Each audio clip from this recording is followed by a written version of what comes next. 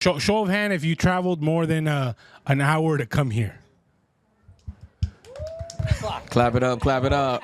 Man, even the speaker, dude, that's a big commitment right there. Show of hands if you sacrifice something to be here. If you sacrifice something to be here. Okay, I like it. Okay. And, that's a big word, right? Sacrifice. I feel like we throw that word out too loosely. Hey, I'm going to sacrifice this, I'm going to sacrifice that. And we're not really intentional with our words until something really happens. And then we have to, commit and stuff like that. First and foremost, if you guys don't know, my name is Santiago Gil, on the internet, known as Ecom Bulldog, founder of Latino Solutions. First and foremost, father to my beautiful wife back there, Denise, and my kids, Melody and Damien. That's first and foremost. Thank you guys for being here at the credit game. Who was here at the last event 2 years ago? Nice. Oh, I remember Victor, Linda.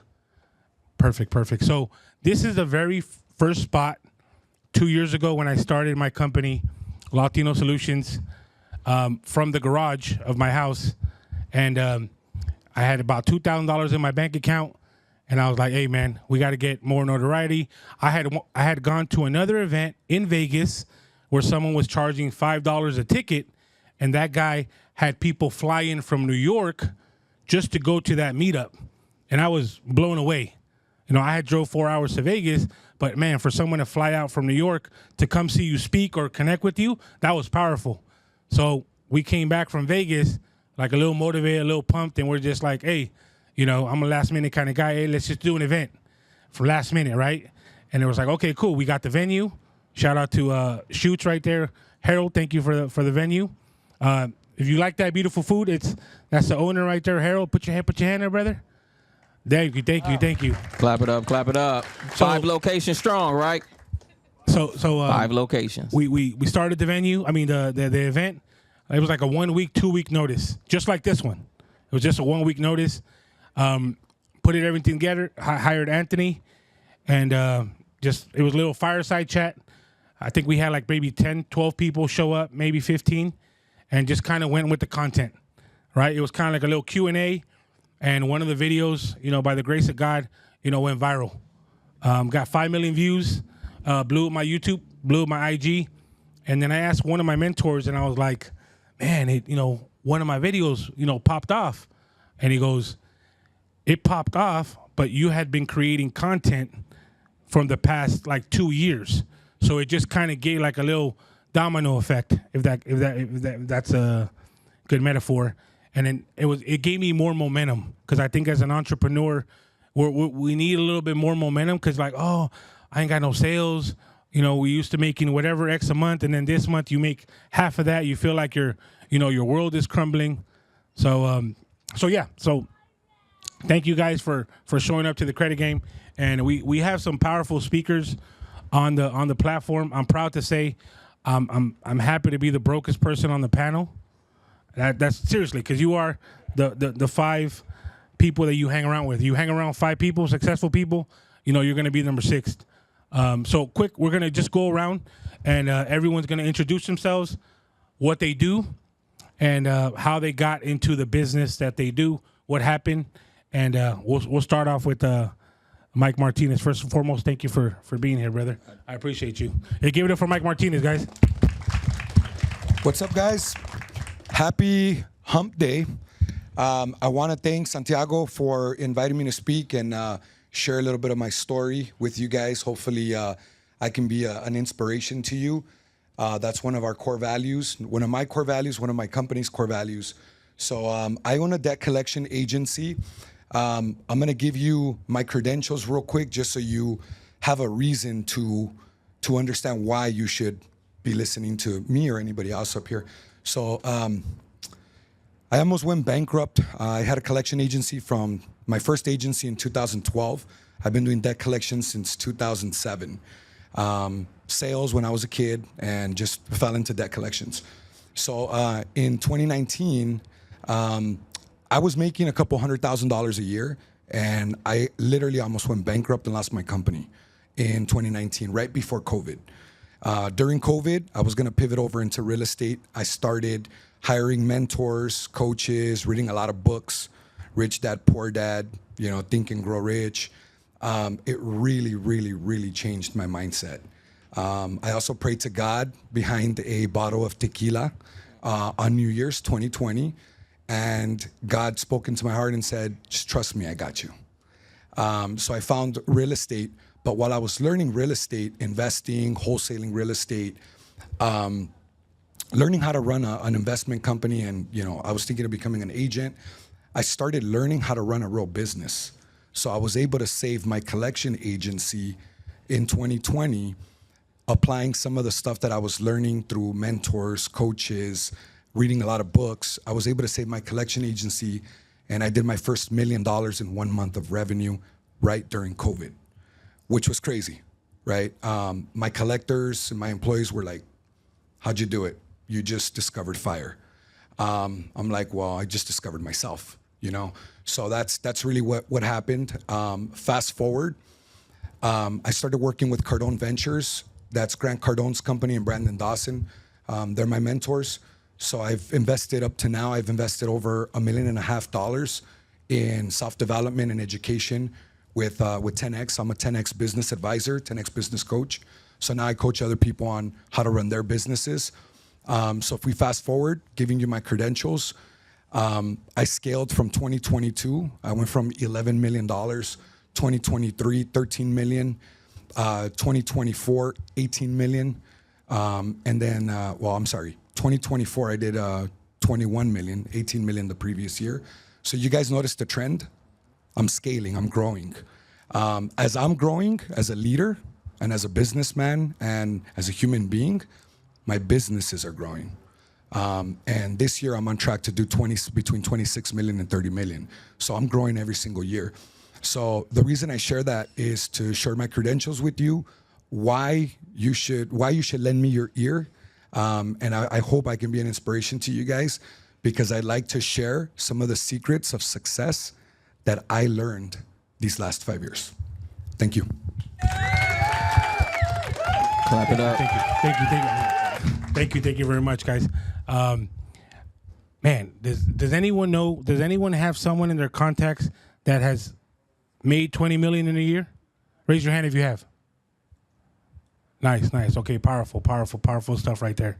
Okay, so this next speaker that I'm introducing, Mark Miller, we actually met in Vegas at RPX event with him 500, and he had a shirt that says, I think, I print paper, I sell money. And I went up to him, I was like, hey man, that's a cool shirt, man. What do you do? And I think he replied by saying, I print paper. And I was like, oh shoot, man, where are you out of? And he said, oh, I'm out of here at Norco, Riverside area. And I was like, okay, cool. I'm from Corona. So we started connecting there. And Mark has been one of those guys where he wants to see you win. So he always kind of lend a hand out. And thank you for extending your office, because I started out of my garage, and then Brandon kept pushing me like, hey, bro, we need an office. And I'm like, nah, man, we making good money out of my garage. Well, we're good. And, thanks to Brandon, thanks to Mark, we finally hit 1 million this year. So congratulations to the company, to everybody. And thank you. So just want to introduce the next speaker, Mark Miller, does business funding, owner of Access Capital, serial entrepreneur. So I just wanted to introduce you, brother. All right, clap it up for Santiago. Appreciate that. So yeah, like Santiago said, man, we met at an event in Vegas, and the energy was cool, and I'm real big on energy and how you can vibe with other people. You get that gut feeling, or you get a bad feeling, or you get a good feeling, your intuition or whatnot. So my journey started off in 2017 as an entrepreneur, but before that, I was a W-2 employee. Nothing wrong with it. I worked for Federal Express for about 22 years, since I was 18. I'm dating myself. I'm 48. And FedEx was great. It provided a lifestyle for me and my family, my beautiful daughters, my wife at the time. And but it was FedEx was what I did. It wasn't who I was. You know, can anybody relate to that? Like, it's just what you do. You know, there's no impact. You know, all I'm doing is just building Fred Smith's dream, not mine. But I showed up. You know, I clocked in, showed up, and you know, you hear that saying, you know, that 9 to 5 needs to fund your 6 to 10. And so I went to a business conference, and it kind of exposed me to a whole nother world of how to make money, how to not just trade hours for dollars. You know what I mean? Most of us trade hours for dollars. And so understanding what that path looked like, it looked a little daunting. And some of you guys might feel like, you know, stepping out, getting from underneath this guaranteed, you know, paycheck. A lot of times that's what they do. They dangle it in front of you just to keep you long enough. You know, there was an acronym called JOB, just over broke. And that's a lot of us. We're just over broke. And so, again, fast forward, exposure to mentorship, books, information, just consuming, having this drive to do something different. It was in 2000, I believe, 18, when September 5th, I woke up one morning. I called my boss, Beverly Shields, bless her heart, and I was like, I don't feel good today. I don't think I'm coming in. But in my head, I wasn't going back to work because I had stumbled into real estate myself with the real estate agent. And we had our first subject to deal, and we made about 150 grand on this one deal. And I'm like, really? I put in probably a week's worth of work on this particular deal, and we made, we each, made 150 grand. So I was like, all right, I got to go all in. So that motivated me to, exit FedEx and start Access Capital.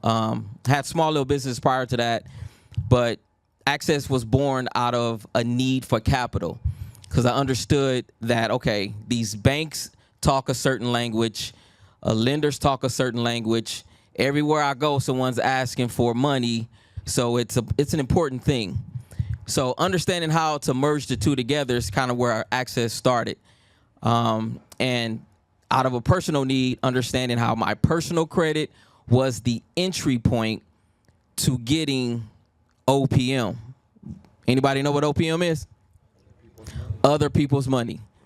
And that was the catalyst. That was the start right there. I was like, okay, you're going to give me 30 grand on a credit card that I can use to make money with? Yeah, okay. That's where it started. And the light went on. It's like, okay, I don't have to use my money. I could use the bank's money. But understanding how to leverage and use it was the trick. And so, again, mentorship, coaching, YouTube University, like a lot of us, and understanding what that process looks like. And it could be scary because, a lot of us, you put $30,000 in credit in our hand, we revert back to consumerism. Most of us are consumers, serial consumers. We want to buy more stuff. We're trying to, impress the person to the left and the person to the right, or a family member or a friend. And so understanding the discipline, it's not always those habits, it's the discipline that keeps you going. It's not just the motivation, it's the discipline. So understanding how I took that first $30,000 and invested it in real estate in a flip, and literally was able to pull that money off the credit card, pay the credit card with the credit card. That's a whole nother trick, and sell the property. And so I was like, okay, I need to figure out how to rinse and repeat this process. And so I started having conversations with banks. Literally, I would go into a bank, find out what the products are, who the relationship manager is, what the underwriting guidelines are, what the depository needs were, just trying to figure out how can I make that banker's job easier as you make my job easier by giving me or gaining me access to this information. And so I figured out how to monetize this information with the banks for myself. And then I started looking to my left and to my right, and I saw friends, family members, other business owners running into roadblocks, credit issues, capital needs, things of that nature, scaling issues. And I monetize that opportunity. So essentially what I do is when I say I sell money, I get you access to capital through compliance and education, whether it's fintech, whether it's traditional banking, whether it's private money, to start, scale, manage, monetize, and grow your business. And so that's what I do. Give it up for Mark Miller. Mark Miller. All right, this next person, definitely met him at probably 3 events. Bruce Cardenas, and every time I connect, he always has a legendary foods product, and it's very genuine.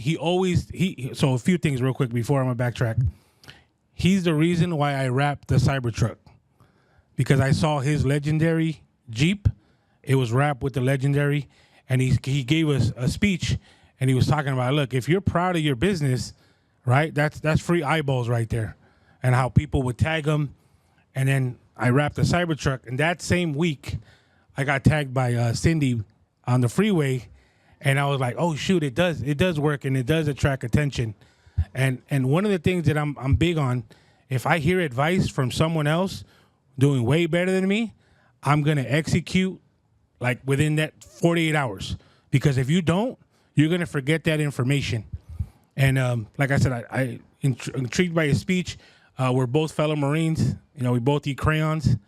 And I went over your head. All right, but yeah. So I wanted to introduce Mr. Bruce Cardenas. Give him a round of applause, guys. I will tell you about having a wrapped vehicle, though. You got to be driving 10 and 2. People catch me all the time on my phone, and they send it on Instagram. So you got to be careful about that. I'll consolidate my story as quickly as I can because I have about 100 years to cover. But I grew up very poor, five kids. I was a middle child, very poor. My dad was an electrician. And I got ran over by a car when I was 7 years old and almost died. Subsequently, I was held back a year in school, so I always felt I was dumb. I literally did nothing in school. I failed every class, every test, everything you could possibly do. I failed, except I was a good athlete. I had to go to summer school to get my high school diploma because I failed my final exam. And I always wanted to be a cop. It was a boyhood dream. My uncle was a cop. I just admired police officers. And I remember I went to my local police chief in this small hick town in New Jersey and asked the chief, hey, I'm out of school now. Can I join the department? And in his own kind words, he said, Bruce, you're young, you're dumb, and you're immature. I don't think he used the word dumb, but that's what I heard because I remember I failed school. He said, but if you go in the Marine Corps, as I did, I'll hire you the day you get out. And I thought, man, that seems bizarre. I'm going to leave this little safe town. Why can't you just hire me? I grabbed my best friend and said, hey, we got to go in the Marine Corps. I knew nothing about Marines. And so I ended up in Parris Island, and I went from being a boy to a man. I got jacked and tan and shredded and lost 30 pounds at boot camp. And I, for once in my life, had a why and purpose. And I ask people all the time, I hope you're living your why and purpose. I was just a burden on society until I went in the Marine Corps. I really, wow, I'm now bringing value to the world. And I applied myself, and I was selected for this very unique position to protect government officials. And I really, it gravitated towards me. I became a servant leader. I loved protecting other people, being behind the scenes, and that's been a lifelong thing now for me. So I got out of the Marine Corps, and I ended up in California because I did a powerlifting meet when I was in the Marine Corps. I used to be big and juiced up, and I did a competition down here in Pendleton, and there was a career day on base, and I saw all these posters about companies hiring. I said, well, shit, I don't want to go back to cold New Jersey. Let me stay here, and I joined the LAPD, and which was a boyhood dream, and I did that for a period of time, but I wasn't making a lot of money then, and I met a guy who had a security company, and I started working weekends with him, and I, once again, because I had that servant leader mentality, I was like, this is cool. Like, I started protecting some of the biggest names in the world, and after about doing that for a year, I said, one of my clients actually prompted me. I didn't even know what the word entrepreneur meant. One of my clients who I was protecting, I was with him like every week, and he said, Bruce, and he's a billionaire. It's crazy. He's a billionaire, and he's still, to this 30 years later, he's still one of my clients. He said, am I paying you or am I paying a company? And I said, I work for a company. He said, why? You're just working, you're trading time for money.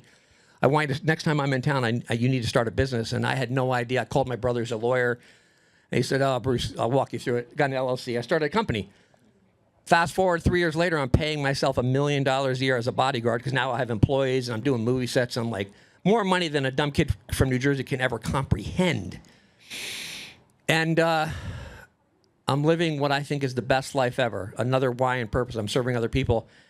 And I'm in the gym one day, and there's a woman doing the Stairmaster next to me wearing reading a bodybuilding magazine. She's pretty fit and jacked, and we start small talk like if you're a normal person, you talk in the gym, right? And I saw her a couple more times, and she offered me a couple protein bars.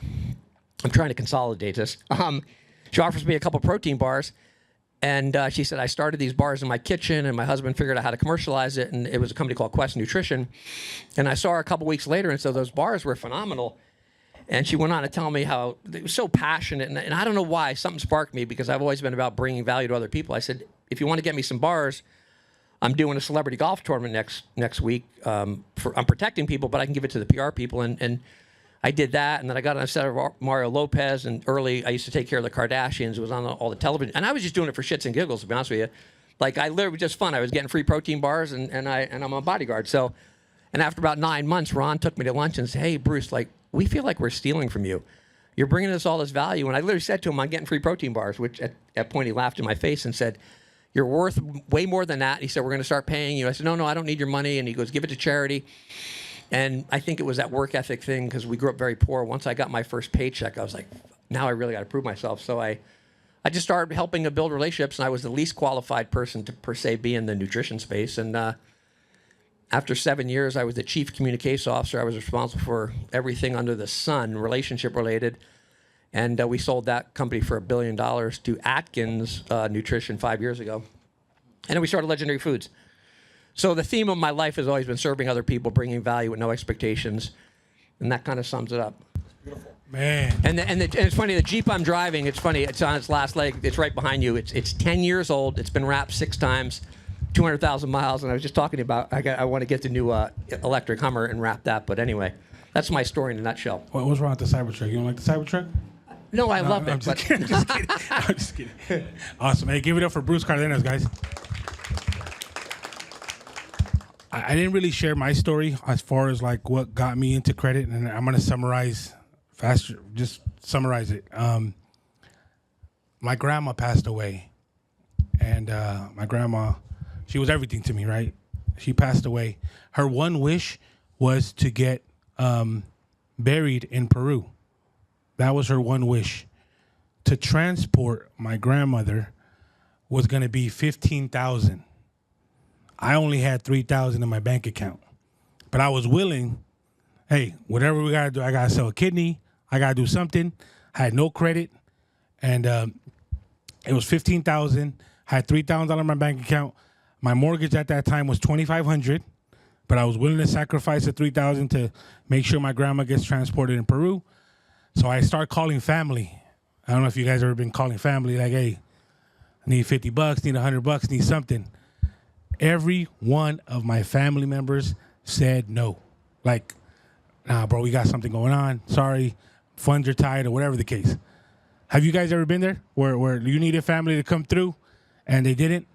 And that hurt me. That hurt me. It made me, emotional, cry, messed me up.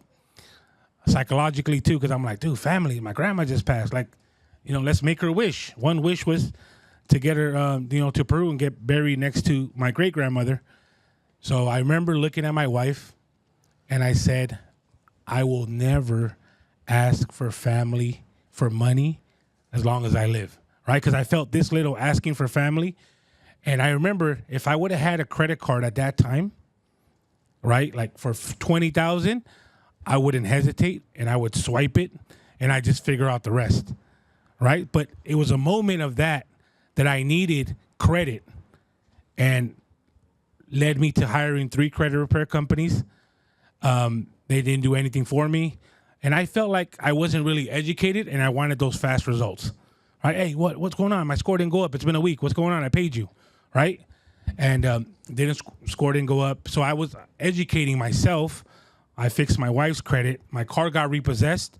It was under her name, but I got it removed after, from her credit. So, and I was like, hey, let me get your social so I can do this with the credit stuff. And she was like, no, man, you already messed up my credit. Repo, no. So thank you for for always giving me your social. But but I learned how to remove, repos and stuff like that in collections. But I'm just kidding. But yeah, so then I got good at it. I did Brandon's, I did myself, I did my wife's, and I just started doing it. I was like, hey, man, you should just do it for yourself. start a company. And I was like, that's what stumbled upon Latino Solutions. The name came from, I went to USC. I was going to be an attorney, and my law firm was going to be called Latino Law Firm. That's what it was going to be called. We use a lot of consumer law when disputing credit, and that's what I stuck to the name Latino Solutions, and that's what started in 2023. And best thing I ever did was, at the end of the day, betting on yourself. So Mark, real quick, we're gonna do a little. I got some questions, for everyone on the panel that we can all benefit. And then, what you got going on your mind? You want your questions, or you? No, go ahead. Okay, cool. And then we'll do a little Q&A, give you guys an opportunity to speak, and then the last hour will be mingling. You guys can use me and abuse me. Ask me every credit question you guys have. I'm gonna let go, give you guys the fire, whatever you need. You want to get into credit union, we'll get you a Navy Fed today.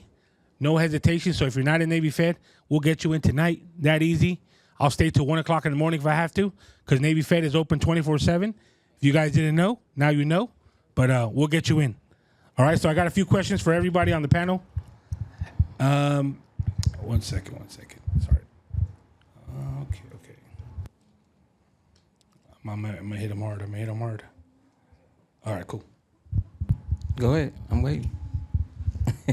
All right, cool. Well, first question. All right, it's gonna be for Mike. All right. What belief or mindset shift made the biggest difference in your success? That's a really good one.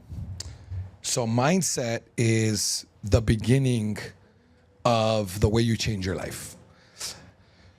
Believing that you can actually accomplish what you want is going to be the foundation of everything that you do. When you start getting around big people, I mean successful people, people that accomplish big personal, professional, financial goals, big ones, right? If you think about a goal, you're like, okay, first of all, is your goal specific?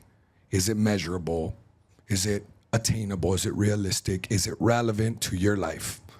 And are you giving yourself a time frame? That's the smart method of setting personal, professional, financial goals. Setting goals is everything. Setting goals and targets is everything. That's why we were born. We were born to set goals, targets, and accomplish them. How are you going to do that if you don't believe you can? John Maxwell is the #1 best-selling author of nonfiction books in the world. 21 Irrefutable Laws of Leadership, teaches the law of the lid. Who's familiar with John Maxwell? Who's familiar with the law of the lid? All right. So the law of the lid is whatever capacity you believe is what you can accomplish. And I'm big on leadership, to build a big business and to live the life that you want, to live your dream life. You have to have some sort of leadership. You need people. You need to leverage people. That's the truth. You got to be a good human being. You got to leverage people. That's the truth. And they have to leverage you too. You have to let them leverage you. How are they going to follow you if your belief lid is low and theirs is higher? They won't follow you. You're going to need to follow them. So you want to accomplish big personal, professional, financial goals. You need to, #1, believe that you can accomplish them. And you have to dream so big and set goals and targets so large that other people can follow you. It can grow inside your bubble. That's my response. Thank you so much. Okay, this one's for Bruce. All right, Bruce, what was your biggest failure, and how did it set you up for later success? Your biggest failure. Yeah, absolutely. When I had my protection business, I was doing extremely well. I remember the year before I had this hiccup, I bought my mom a brand new car, which was like amazing. All I did was drain her my entire life. I was able to send her a new town car, and I was making a lot of money. And the following year, my accountant called me one morning on a Monday, which she never called me. She was over like a bookkeeper. She wasn't even an accountant. That's how small I was. Said, hey, your payroll's due Friday at $75,000. Yeah, why are you calling me? And she goes, we only have 25 in the bank. And I was almost like, well, how'd that happen? And she goes, well, you have a lot of accounts receivable. All these studios owe you money. We just did the Super Bowl and they owed me $100,000. And I said, oh, that's no big deal. I'll call one of my clients who I think really likes me. I remember I called Missy, who was in charge of all talent, and I said, Missy, I need to pick up a check today. And she's like, what? She goes, you owe me $100,000 for the Super Bowl. She goes, well, that's not how it works, Bruce. You could be 36 or 90 days. And I go, well, I said, you do not understand. My payroll's due Friday. And she said, Bruce, I love you, but you do not understand. Click. I went into panic mode because I knew nobody. I had no masterminds. I knew no networking. I knew Dan Fleischman. I didn't have a credit line. I ran to the bank and said, I need, $75,000. They said, oh, here, fill out this paper. We'll get back to you in 2 weeks. So I cashed out the partial pension I had. But anyway, my point to all this is I almost filed bankruptcy. I squeaked through the next couple months. And what changed my whole mindset was I went from a bookkeeper to my accounting firm to getting a business advisor. I had like a whole team lined up who then said, because I was really tremendous at the relationships, but I knew nothing about the business end. So I had to bring people in to say, Bruce, this is how you manage money. This is how you run a company. Because I thought, I'm rich. I got $1 million in the bank, but I really didn't, So that was a life-changing moment. I almost went out of business. And the most embarrassing thing was I never told my parents because I wanted to call my mom and say, Mom, I know I bought you a new car, but can I get it back? So that was a life lesson. Well, thank you for that answer. Mark, that's same question. What was your biggest failure and how did it set you up for later success? Man, biggest failure. There's been a few. Say Mike Barron? There's Hey, let's talk about it, bro. There's been a few.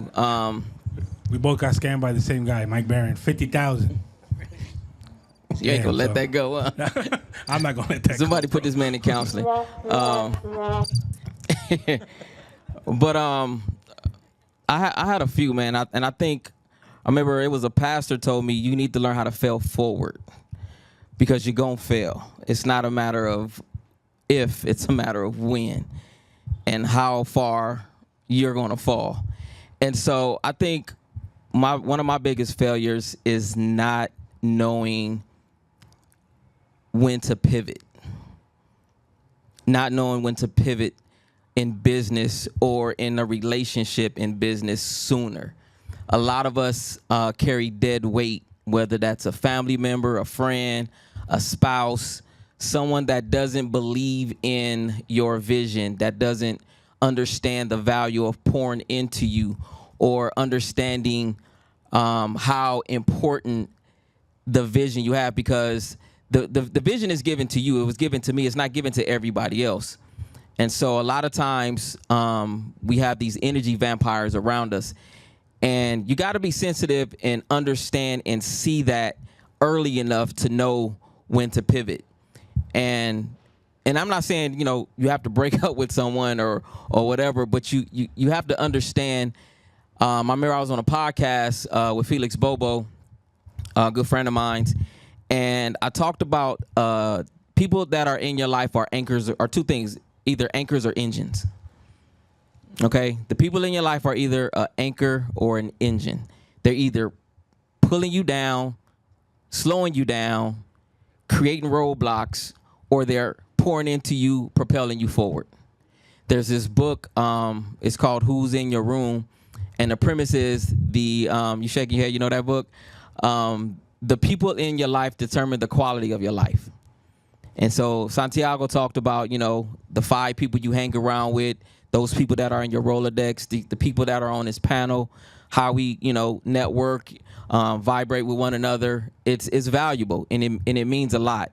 So if you're in business or you plan to start a business, you got to know when to pivot. You got to know when to say no. You got to know when to turn left. You got to know when to move forward. You got to know when to pass people up, So that was one of my greatest failures, I think, not knowing when to pivot and holding on to certain things, creating degradation in my personal life and business. So, I would say that. Nice. Thank you for that. I guess my biggest failure is I've always done everything backwards, right? I had the kid first, right? Then I went to school. Then I got the house, right? then got married, right? Like I did everything backwards. And, you know, in my eyes, it's worked out pretty good. But on the credit side, I feel like it kind of hurt me. A big failure is that as an entrepreneur, we put everything in our personal, like personal credit cards, personal this, even not even credit, right?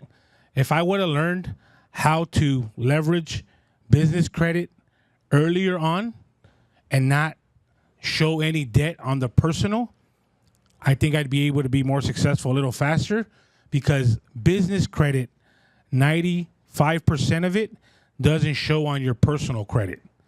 So I can max out a $20,000 credit card, preferably 0%, and it won't show on my personal credit, right? So that means I can get more credit if I go to different banks that pull from different credit bureaus.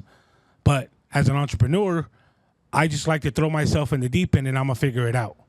So I'll start with the personal credit, build that as much as I can until I'm maxed out.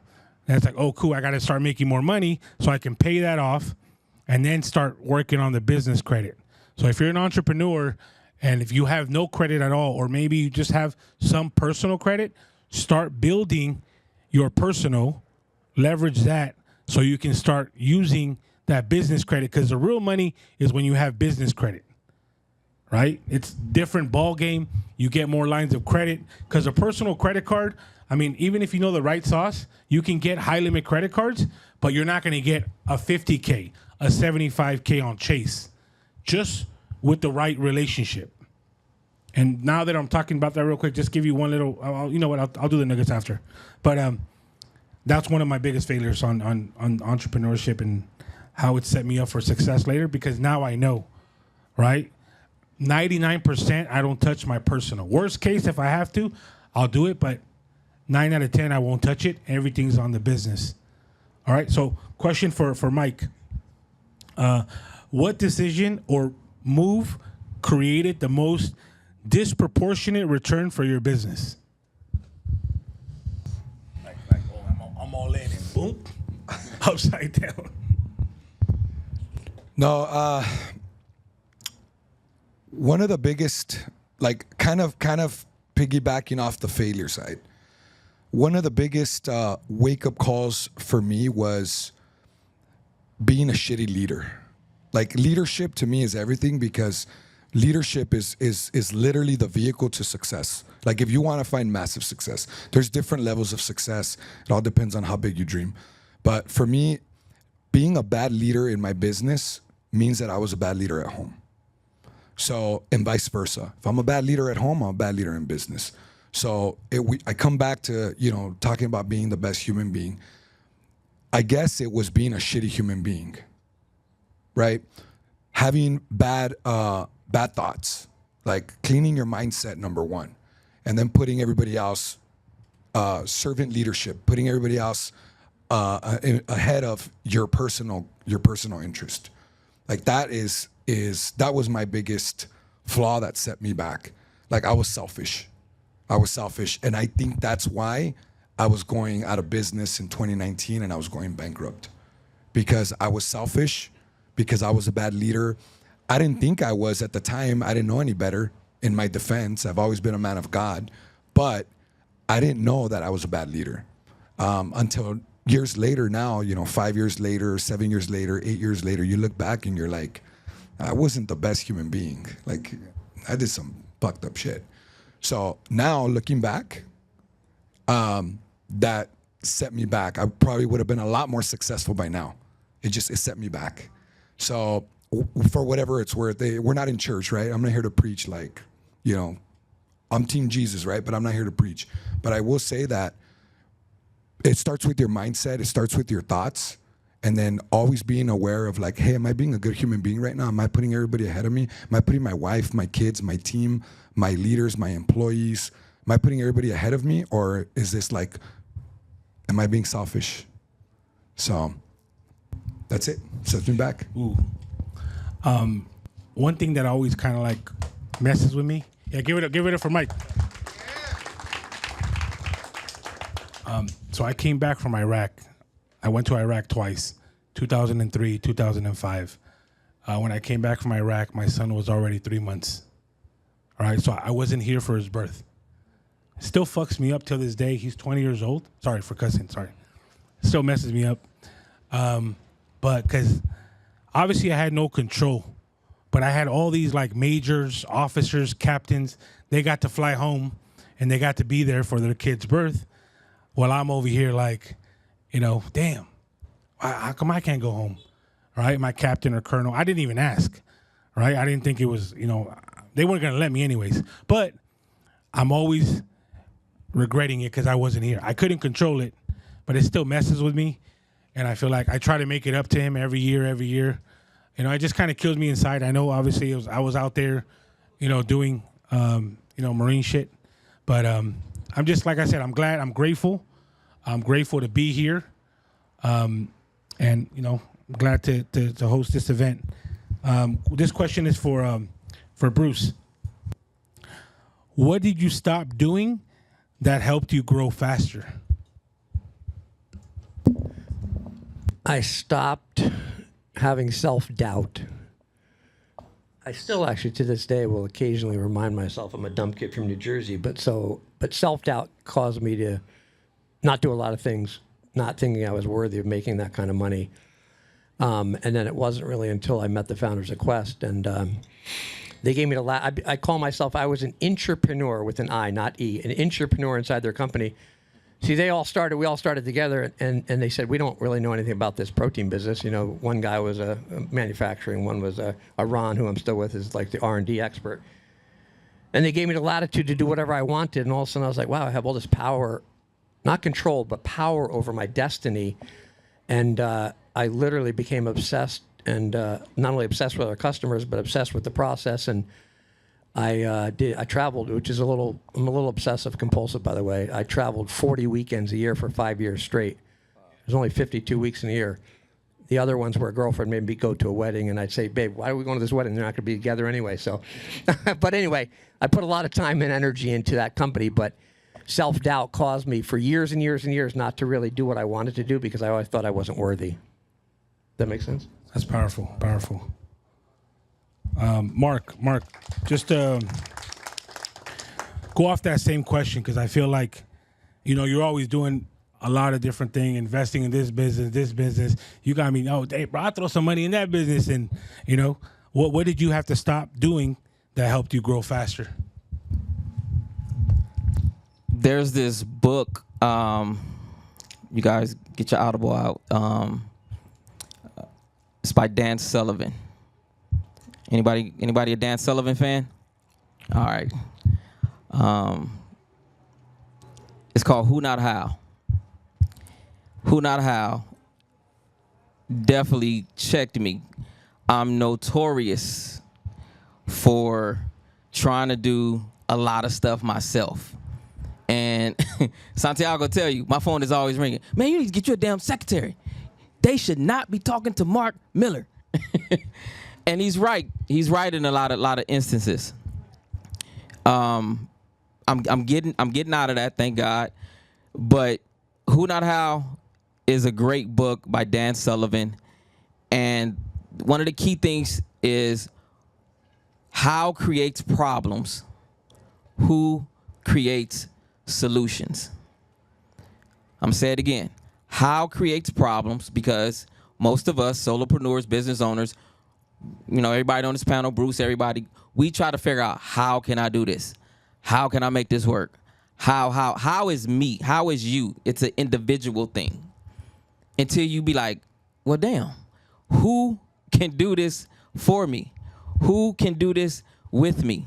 Who can help me build this out? Who can help me build this system, these apps? There's so much automation. And when I understood that, like really understood it since, when was it? I showed you those numbers, Santiago. Like this year, we were already at like 2.1 million in revenue. Just because I said, you know what?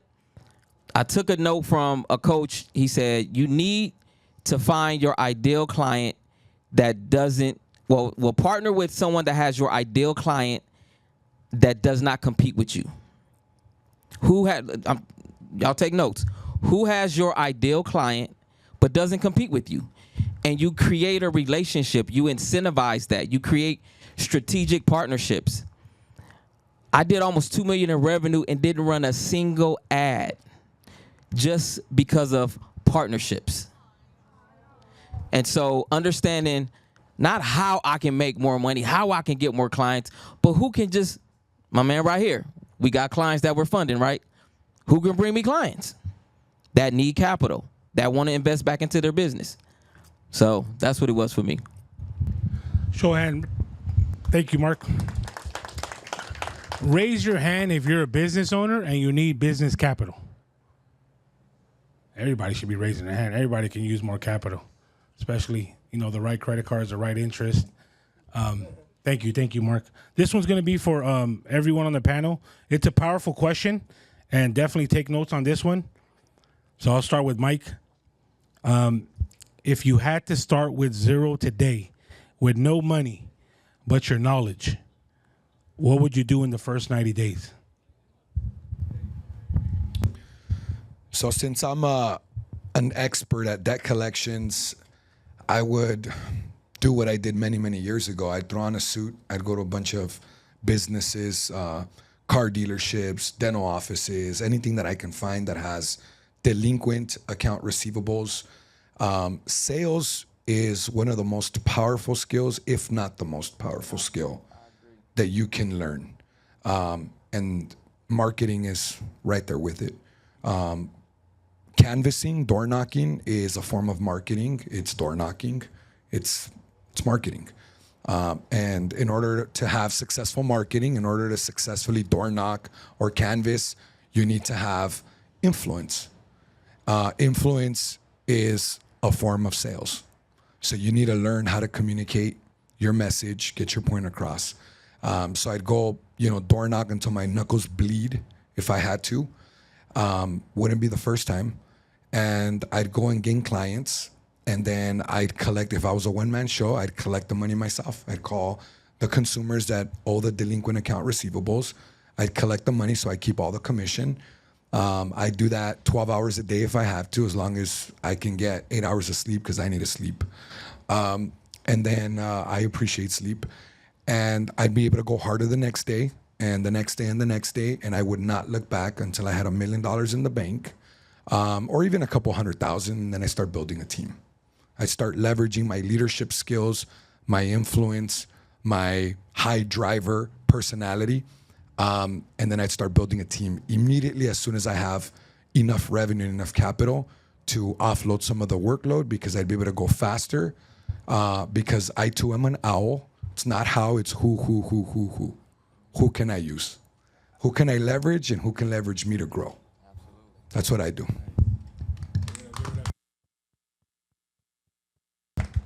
Mark, definitely same question. If you had to start from zero today with no money but your knowledge, what would you do in the first 90 days? The first 90 days, I think sales is key, like you said. If you learn the psychology of sales, you can sell anything. And understanding where the gaps are. There's another book by Dan Sullivan called The Gap in the Gain. So understanding where those gaps are in the marketplace and how do we gain from that. So if I had 90 days, I would definitely understand sales psychology, and I would look at a service-based opportunity. Who needs something? Because right now we're all consumers and we're all paying for a service or something that we don't have to do because we're paying someone else to do it. So find out where those lacks are and fill those voids. Whether it's in a business marketplace or personal, definitely would be driven by sales, start to generate revenue, and then put a team around it, and then just run with it, and then pivot from that. Creating verticals is important. If you run a business, understanding how you can create verticality is super important. Understanding how you layer it is important. So absolutely understanding how to create those verticals in whatever that business is.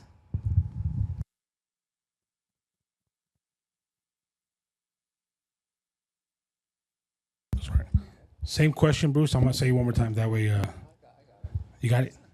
I forgot it again. That's what I'm saying. Just for All right. So if you had to start from zero today with no money but your knowledge, what would you do in the first 90 days? So when I got out of the Marine Corps, I had a newborn, and we actually lived in San Bernardino, which is not that far from here, I don't think, right? And I needed to make money desperately, and I saw an ad in the newspaper for a car salesman. I was like, fuck, I'm too shy for that. I'm still an introvert, but I said, I got to make money. And my wife's looking at me like, yeah, you need to go out and find a job. So I went to this dealership, Mitsubishi dealership, and I saw Mr. Graber, clean-cut Marine, and I said, I see you're looking for a car salesman, and what experience do you have? I said, nothing. I used to kill people for a living in the Marine Corps. And he said, well, when can you start? And I said, today. I say this, I was the #1 car salesman for 12 months until I got on the LAPD. It was all relationships. But looking back now, and it's a key that I share with you in all your businesses, I would have created 1,000 screaming fans or 1,000 screaming customers, because I noticed I'd sell a car, and the next week some woman or guy would refer a friend. And next thing you know, I'm selling like 5 pickup trucks in a weekend based on the family.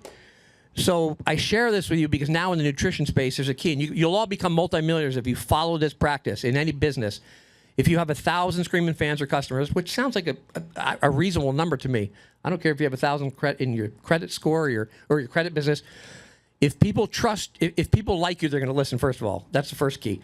If they trust you, they're going to buy your service. But more importantly, if you transform their life, think about this. If you transform their life, whether it's fixing their credit, whatever you do for a living, they're going to tell 10 friends, they're going to become raving fans of you. So I would have mastered that early on in my 20s and had 1,000 people in my back pocket for my life.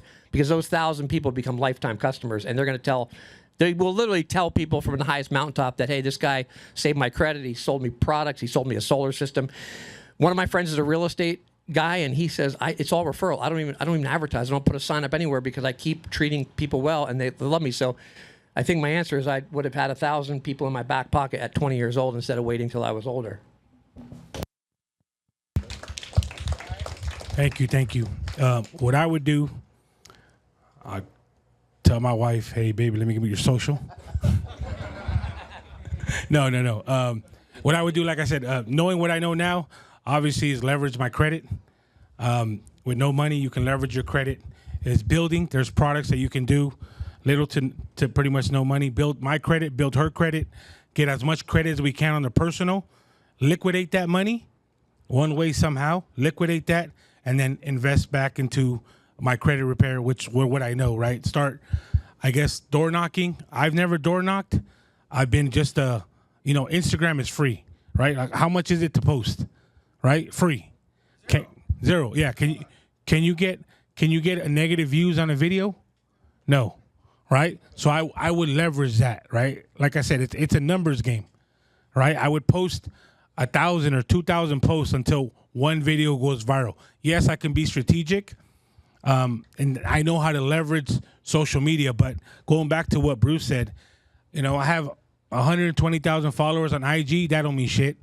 I have 120,000 on YouTube, that don't mean shit, because all you really need is 1,000 loyal followers. Right? I can have 100,000 followers. If they're not going to buy nothing, there's no point. Right? But you have to be genuine. They have to like you. They like you. You make them laugh. That's why I always make people laugh in my videos. I don't have a body like Mike or Bruce or Mark.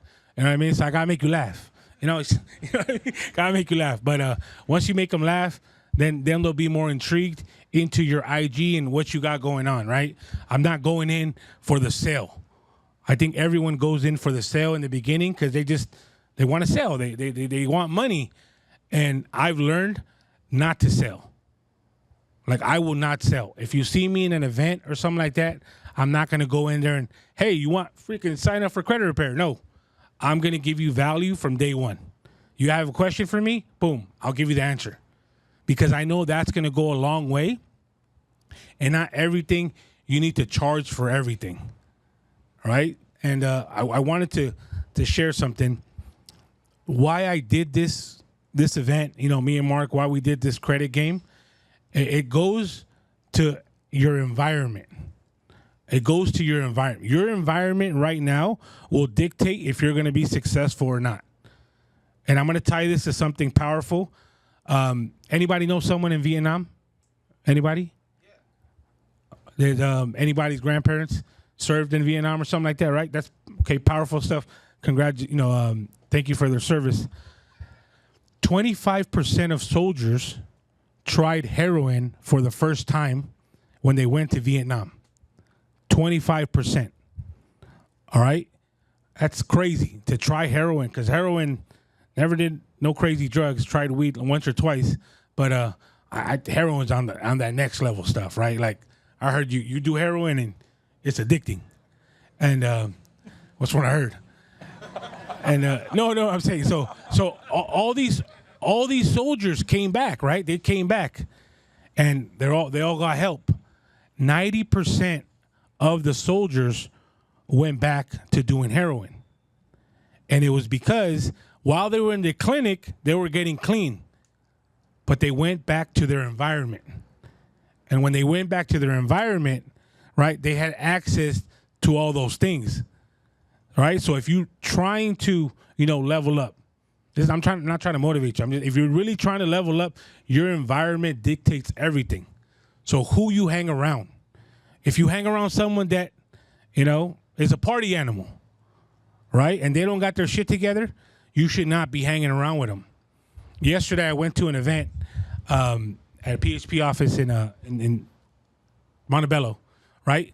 Me and Brandon, we had to charge a Cybertruck. We go to Commerce Casino. Damn, convenience, right? You park it right there. We're like, hey, bro, we got 30 minutes. Let's go inside the casino. And I'm not an addictive gambler, never was, but I like to play. And I went, sure enough, right? I said, hey, bro, do a little 100 on blackjack or something like that. And I was going to do it because of that environment. I looked at Brandon. Nah, bro, we got to go. But I was like this close. And I can just imagine if if you drink a lot or, you're doing drugs, just having that around you, you're not going to have any self power or stuff like that. So think about that. Your environment dictates everything. And one thing I want to tie it into is if you don't have confidence, you need evidence. Okay? If you don't have evidence, what you need to build is skills. Okay? If you don't have skills, you need to build discipline. Okay? If you don't have discipline, you need to build accountability. And if you don't have accountability, you need to change your environment, because all that is tied into. Okay? Some of you guys don't know, but I was going through something dark 4 months ago, which I didn't even think I was going to be talking on stage. I think every entrepreneur goes through it every once or twice in their life, where I had high anxiety, right? I owed like 40, 50,000 from taxes. I was like, damn. Okay, made the most money I have ever, but I owed the tax man, right? I'm like, oh, shoot. And I had high anxiety. Didn't know when I was going to the ER. I'll send Chris pictures of me in the ER. Hey, I'm here. Don't know what's going on. And a little dark depression. I didn't know what depression was. I'm not that guy. I'm always happy, right? And the scary part was my daughter would come home from school. I wouldn't get excited. I just wanted to lay down, because when I was laying down, my heart would not race. It was just like, I just want to lay down. I want to go to sleep. I was not my normal self. And I was like, went to the ER, went to the VA, right? Got therapy, was doing all that stuff until like I had to change my ways, right? And I lost 100 pounds. But it was because I thought I was having a heart attack. I thought I was dying, right? And don't lead it to that. Don't take it to that place. There's ways for you to, like, if you're going through something, start fixing it now before it compounds. Like, I knew about my taxes. I was just pushing it off. I was like, hey, I'll figure it out. Don't worry about it. We can put it on a credit card. You can pay your taxes on a credit card, by the way. Just to let you guys know. But it was just compiling, and my anxiety just kept flaring up. So ever since then, my wife, she had two back surgeries, and I couldn't even walk to the stop sign because I was scared that I was going to have a heart, anxiety or have a heart attack. I didn't even want to drive to the office. So I was kind of like, hey, I'm going to work from home, guys. I got to take care of my wife. She in the walker. I got to be at home, guys. And, they didn't buy it, but because I was just, anxiety was high. But we walked, and I'm like, hey, babe, let's go around the block, or let's go to the stop sign. And my wife's with her walker. She goes, yeah, let's go, babe. So we go, and I go, we're gonna go back, right? Because I was like, oh shoot, my anxiety's flaring up. Let's go back home, babe. We're good. We did about 2 blocks. She goes, no, we're gonna go up. We're gonna go up. And I'm like, damn, I'm a Marine, been to Iraq twice, but I'm scared because I didn't want to have a heart attack going up. And then my wife just straight up said, hey, quit being a little bitch and walk with me. And pretty much. And and I thank her. I thank her because one of the things, big shout out to my team. She put things in perspective and she goes, you're lucky. And I go, why the fuck am I lucky? I don't know if I'm gonna die tomorrow, right? She goes, you're going through this and you're making money. Most people are going through what you're going through and they're struggling. They don't know how to pay rent. Money was the least of my worries. I was just worried about my heart. But she put it in perspective, made me think about things like, damn. So big shout out to my team, Brandon, Victor, Mark, calling me, everybody, Harold. We had some good conversations, even John. When you go through it, make sure who you can confide in, because I think, you want to hit a milli or something like that. When you hit that milli and you hear that heart, you're going to remember this conversation. But one of the things that a lot of entrepreneurs always say, your health. Health is the true wealth. Really, right? Health is the true. I had to go through this for me to finally lose 100 pounds. And I've been trying to lose weight after the Marine Corps my whole life. And I just never could do it because I had no discipline. But now, after, going through what I'm going through, I got really spiritual. And luckily, I've been connected with my environment. And every time I go to the environment, to the PHP office, everyone's praying or everyone's, giving the prayer to the Almighty and stuff like that. So, like I said, this is not a sermon. I'm not a preacher, but I just wanted to share that if you're going through something, definitely your environment is everything. Make sure who you hang out with. Your next relationship could be right here, because maybe your environment, you don't have that social confidence or something like that. So definitely make sure before we leave, connect with everybody. And what we're gonna do right now, thank you guys for being here. We're gonna do a little Q&A, so you guys can ask the speaker some questions. So what we'll do is, whoever wants to have the question, give you the mic. Cool. Shoot. Yeah, can you guys come to the mic?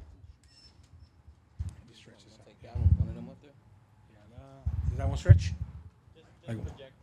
Okay, go.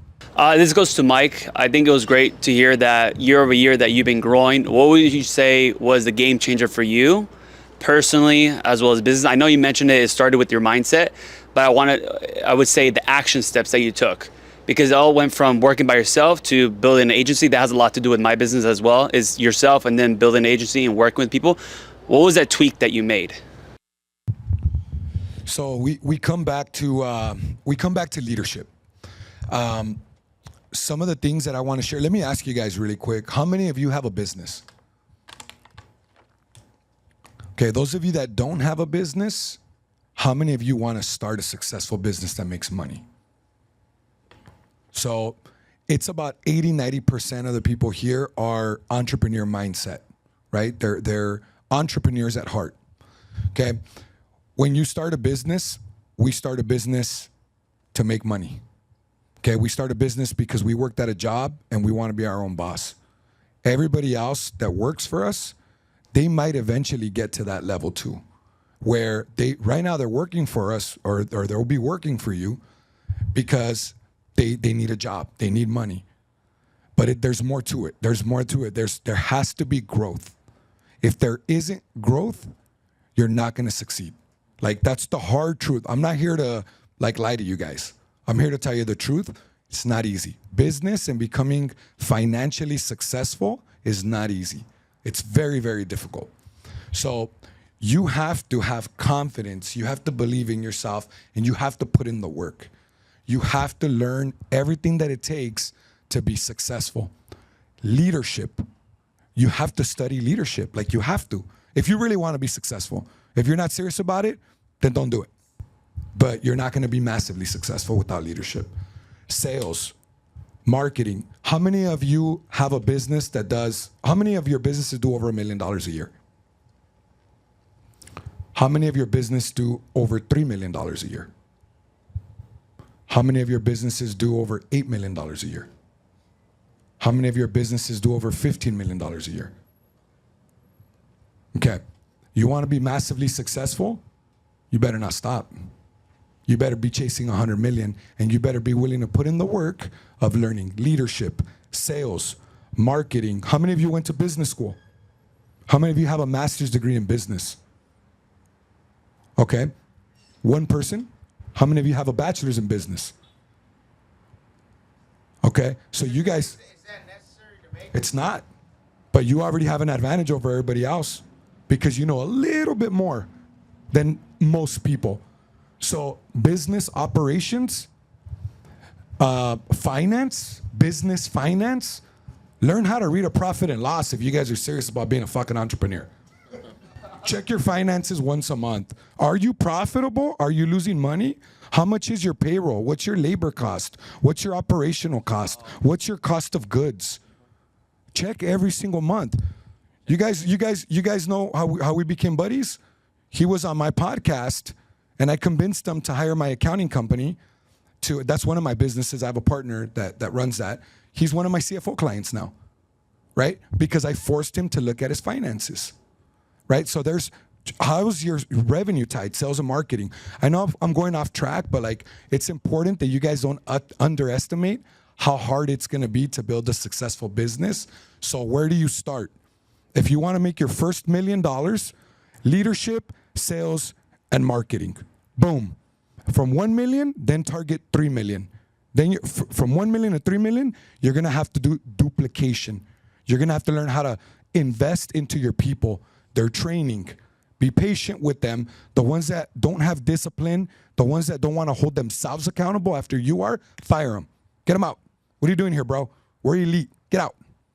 Right? Put your foot down. Don't let people walk all over you. That's how you're going to get to 25 million, 45 million. I'm not there yet. I can tell you guys what I did to get to, I'm at 25 million this year. I can tell you guys what I did to get here. You guys want to see how I'm going to get to 45 million? You got to stay tuned. I'm not there yet, but I'll show you. You make up and leverage what you lack in ability. You make up and leverage what you lack in ability. Okay? This man has understood what it means to leverage a team, systems, resources. And a lot of us are trying to get there. All right? So I just want to add that. Who had another question? I mean, there's like 2 or 3 people that raised their hand. No one's got a question? You guys are making all 10 million a year? Nice. That's my son right there, Damien. Yeah, I'm Damien. I'm Santiago's son. This is not a question, just thankful for you, Dad, because the stuff that you've been providing this past 5, 6, 7 years, right, throughout all my life, you always pushed me to do the absolute best.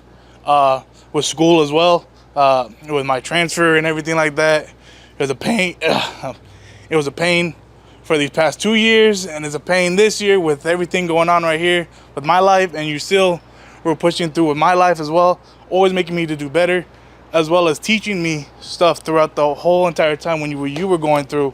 And I just want to appreciate you. From all of us, Melody, me, Bullseye, Tito, we love you. Thank you. Son. Show him your credit score. And we Gucci. No, I'm just kidding. And that man be editing them videos. Y'all need them videos edited. Holla at him.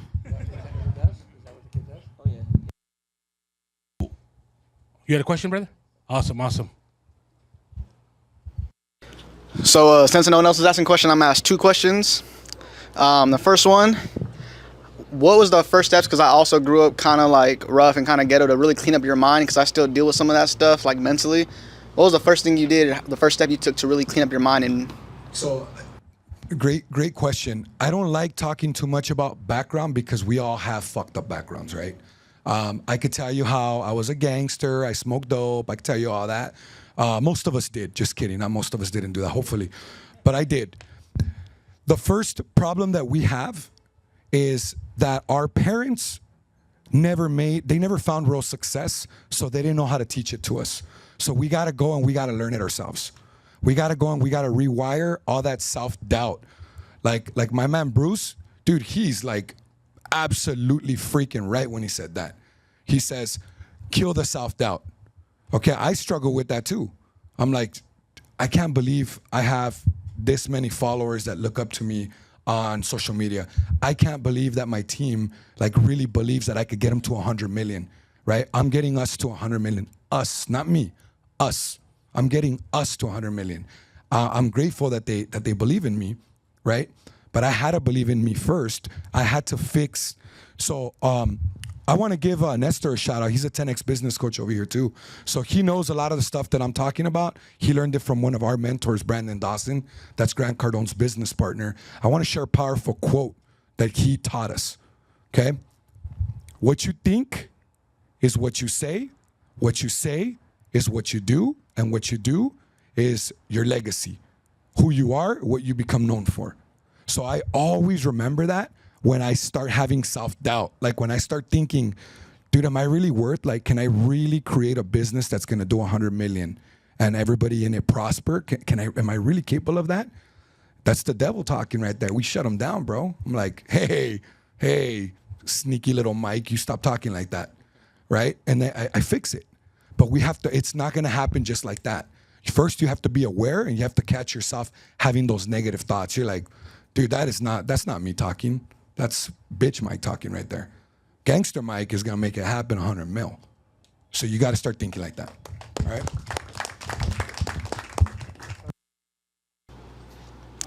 Thank you, Mike. Second question is for Bruce and Santiago. Both of you guys mentioned about building relationships. For someone who, and Bruce specifically mentioned being an introvert. How do you create the right relationships if you don't really have anyone to change your environment? If you're in a bad environment, how can you go out and find these relationships and really help these people? Here in Southern California, right? They're everywhere. Events like this event, Dan Flight. I look on Facebook, Instagram. There's endless amounts of events. Just show up. Even if you're, listen, sometimes I even show up and I feel like I'm now a pretty outgoing guy. And sometimes I'll show up and be like, I don't really feel like being here. Like, but showing up is it. I still show up every night somewhere because relationships are key to everything. And if you have self-doubt, still show up. Shake a couple people's hands, leave with at least 5 contacts, like he said, and you never know where it's going to go. I got to tell you right now, Tim Grover. Anyone know who Tim Grover is? He's a big motivational speaker. So many things. I worried so long what people thought about me. Even when I went to an event, I'd be like, "Was this person gonna think I'm an idiot? Like I don't know what to do?" And Tim Grover, I was ready to speak at an event. I was backstage, and he could tell I was nervous. He's Bruce. He goes, "You were a Marine." He goes, "You're a cop." He goes, "What do you care what these 300 people in this room think about? You're gonna leave, and they're never gonna give you a second thought." And I really had to overcome that. So I want you to know, when you go to these events, just engage, talk to 2 or 3 people, leave with their cards. It doesn't matter where you grew up and where you came from. You can be successful in America. It's the greatest time in the world to be successful. And I will remind everyone of this because self-doubt creeps in your heads. In 100 years, there'll be 8 billion new people on the earth. No one cares about you or what you're doing. Even though you think they do, no one cares about you. Maybe your family and friends, but you're like, I feel embarrassed because I'm on TikTok. No one gives a shit about you. They care about their own self, their own family. It doesn't matter, so just get over all that and just go out tomorrow. If you want to start a side, I call it a side hustle, right? Start a side hustle. You want to start a real estate? And also keep this in mind. Do not worry about your competition. Worry about your customers. When we launched Quest Nutrition, 400 nutrition companies launched that year. I don't know any of their names because I wasn't looking in the rearview mirror. If you want to start a credit company tomorrow, start it right next door to him. It's not competition.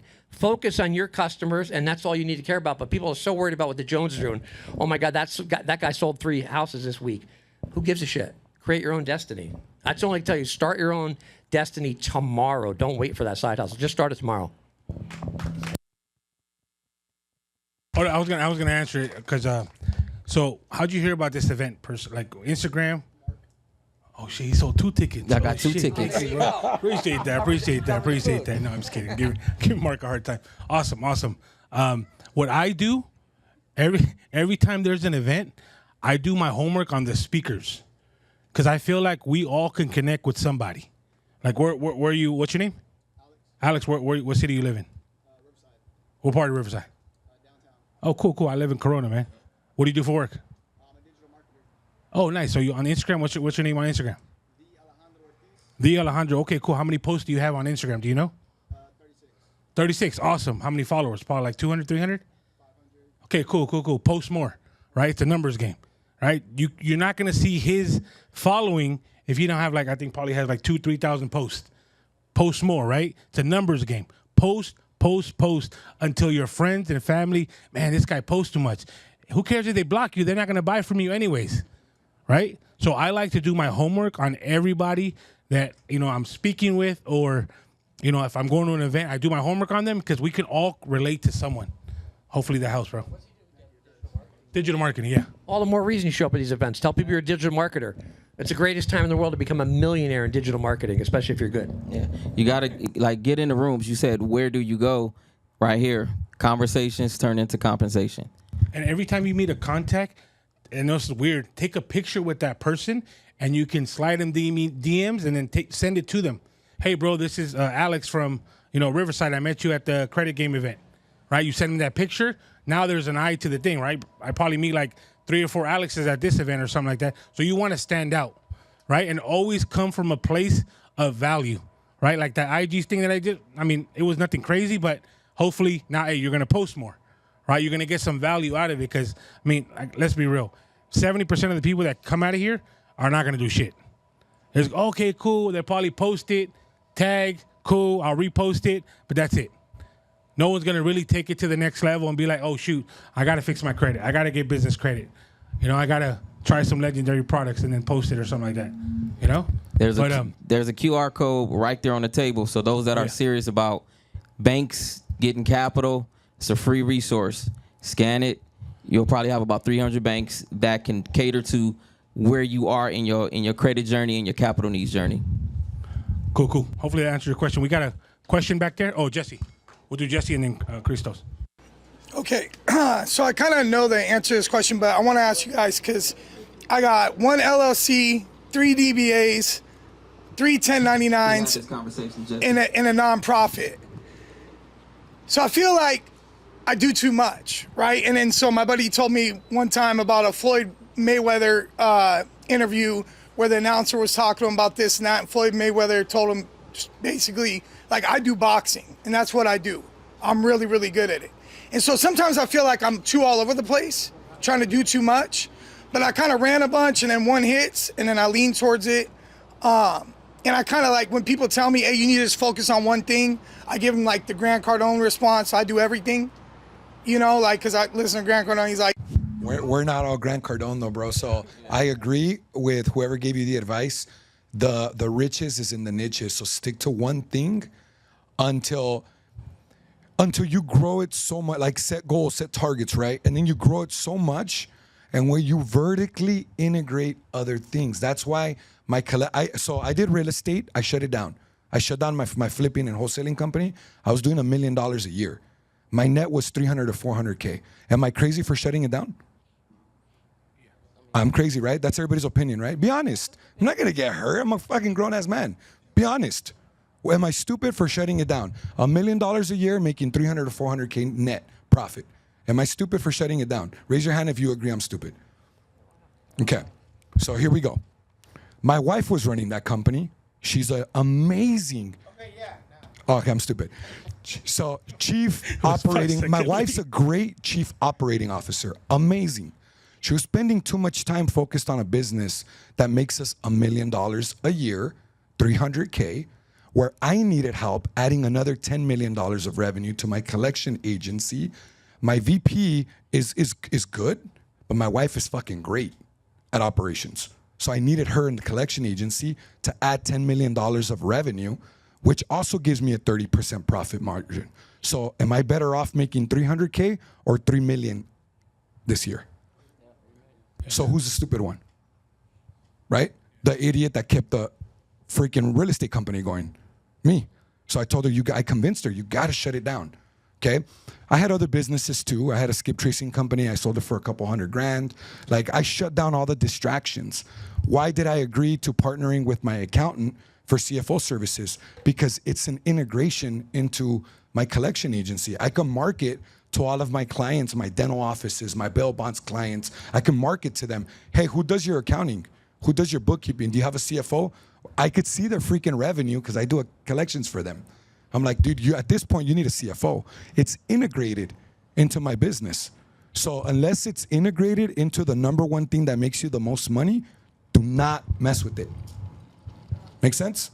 Yeah, and the thing, you know, I know Jesse personally. He's a hustler.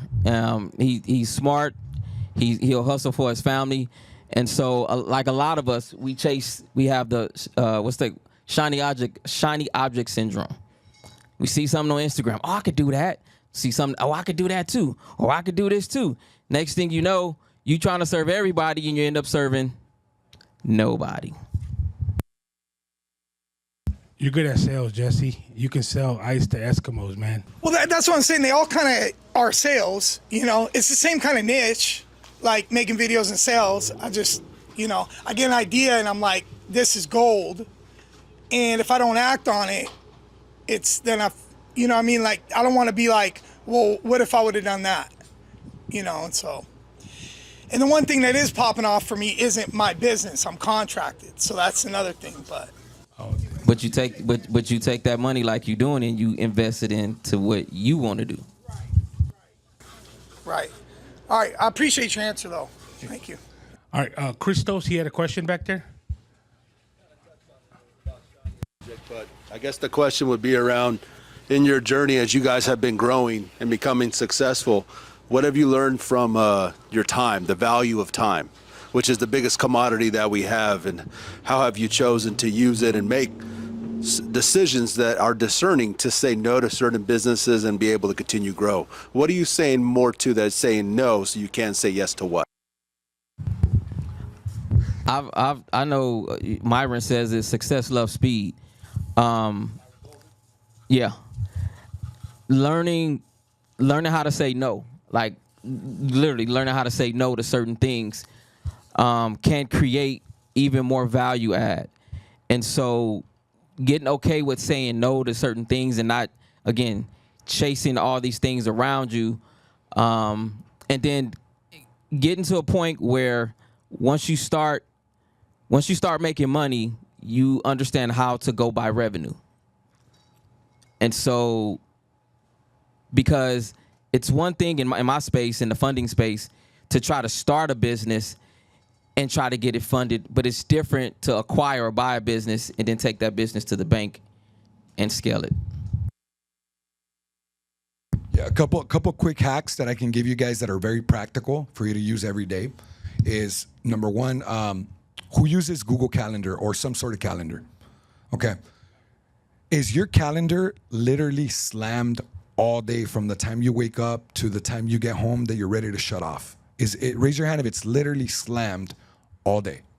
Okay, so you guys see how everybody, well, not everybody, but half of you use calendars, but only 2 people slam their calendar. Okay, if you utilize your calendar the right way and you review every week, like let's say on a Sunday, I review mine 2 or 3 times when I'm not traveling, when I'm actually supposed to be working. I check. Okay, on Sunday, I'll look at my week. Tuesday, every morning I look at what my day looks like. Tuesday, I'll look at what the rest of the week looks like. Friday, I'll start looking at what next week looks like. I say no to a lot of things. I might put something on my calendar. My team might put something on my calendar. My wife might put something on my calendar. My assistants, I have 2 assistants. One of them fucking might put some shit on my calendar that I don't like. I'll get that shit off. I'll be like, take that off my calendar. I'm not doing that. Or reschedule this. That's not really a priority right now. What is going to make me the most amount of money today, tomorrow, this week? And if it's not a high revenue generating item that me as a CEO, as an entrepreneur should be focused on, I'm not looking at it. Get it off my calendar. So I protect my time. And whatever I can delegate, if I'm like, why am I doing this? I'll hand it off quick. I think for me, we all have 24 hours, right? We all got the same 24 hours. I got 24 hours. Victor got 24 hours.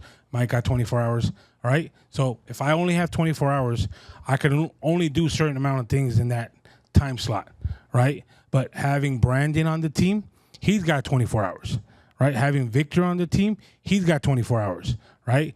My VAs, they're in the Philippines and then Colombia and then Peru, they got 24 hours. So delegating, like what Mike was saying, to the team so you can focus like what I focus on, I have to bring the leads, right? I have to do the videos right now. I'm the face, so I have to do the videos. So I focus on that. I shouldn't be focusing on doing a credit analysis. I shouldn't be focusing on, a sales call, because I have to bring in the people to the company, and I let my team, do all that. So if you maybe, well, I'm not there yet, start with the virtual assistant, right? Start with a virtual assistant. You can pay $3 to $4 an hour, right? From the Philippines, you can go to onlinejobs.ph, start with your first VA there, or you can go on Fiverr. It's not going to be the best, right? But you can start there. Hey, can you organize this for me, right? Start with like some simple task, so then they can get into, so they can, you can trust them to do more things, all right? And then I have Hubstaff. You know what Hubstaff is? Yeah. So I have a Hubstaff where it screenshots the screen of every time they're on the computer, right? So it tells you who's the most productive, right? It tells you what are they searching, because they shouldn't be just searching just company stuff in the time that's allotted, right? But it's worth it. It's softwares that you need for your business. Like I think like 4 people that I talked to this week have a business, but they don't have their own website. They don't have a CRM. Who doesn't know what a CRM is and you have a business? Raise your hand. Don't worry, I won't call you out. Okay, cool. So CRM stands for Client Relationship Manager. If you have clients, they should not be on your phone like, George from the gym, possible client. They shouldn't be like that. They should be on your Sticky notes. They should be on your CRM as a lead, hot lead, sale closed, booking confirmation, whatever it is. So then you can follow up from the CRM. You can text them, you can call them, all from the CRM. And I know every business has their own CRM. I use Go High Level. You use Go High Level? Or so? One of your business? Okay. Go High Level, right? And for me, it's just game changer. It's more structured as opposed to just me calling people, random people from my phone. Oh, yeah, let me follow up on this. And what I like about Go High Level, you can strategize it. So if you move them over to hot leads, it'll send them a text. It'll send them an email. It'll send them a follow-up more automated, so then the sales team can handle that and follow up with the client. Okay? Yeah, I keep a very loose calendar. I learned because at one point I was locked down. I found I'd wake up and have nothing but booked until 7 p.m. And I learned this hack from Arnold, who I used to do some work with him, and I did some security on his campaign when he was running for governor. And his assistant said something to me, and he said, well, he doesn't keep a calendar. I go, how's that possible? He's the governor. He goes, a very loose calendar. Yeah, if he's got to meet a president, but if Santiago was coming in town, he goes, I'll cancel my calendar for the day to go have lunch.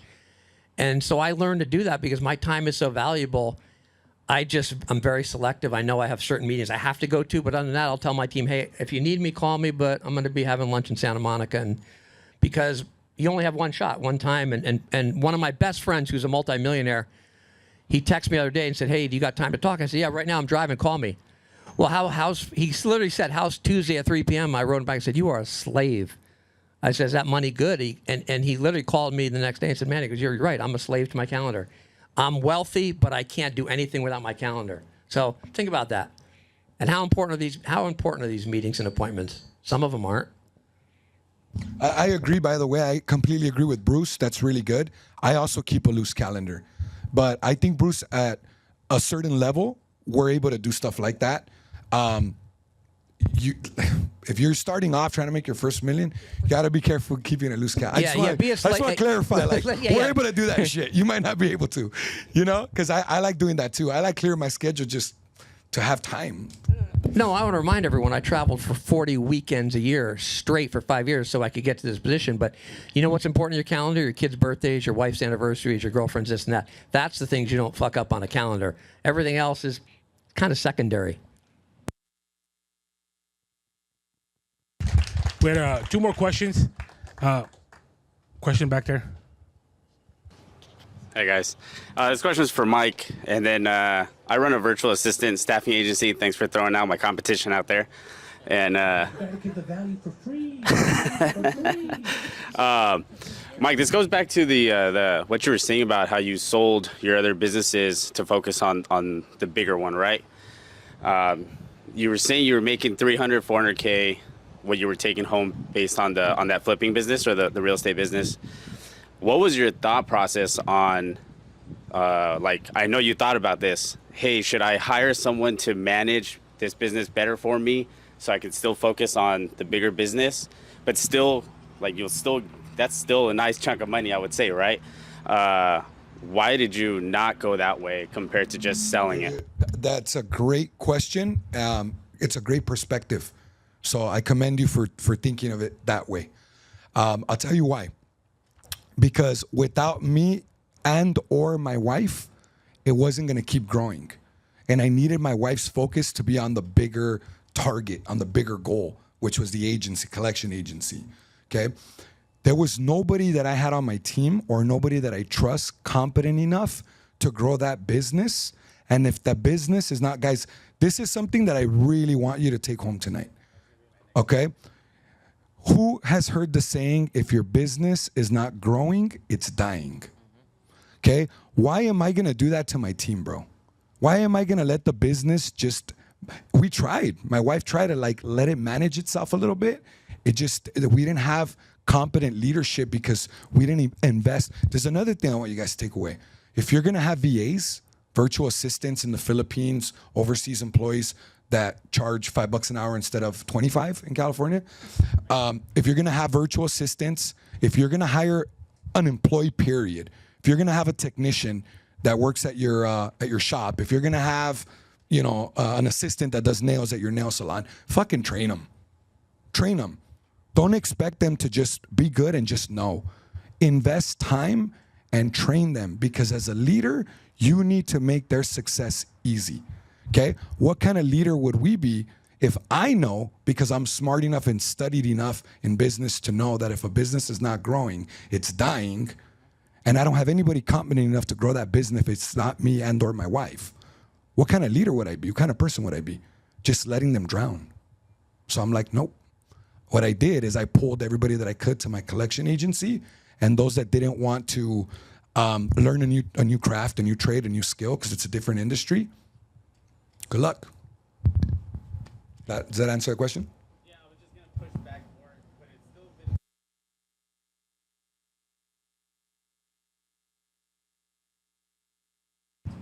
Do you think I could find somebody off the street at $150,000 a year to grow a real estate company for me without me or my wife putting any of our time into it? I made that mistake before. And the answer is no. Yep.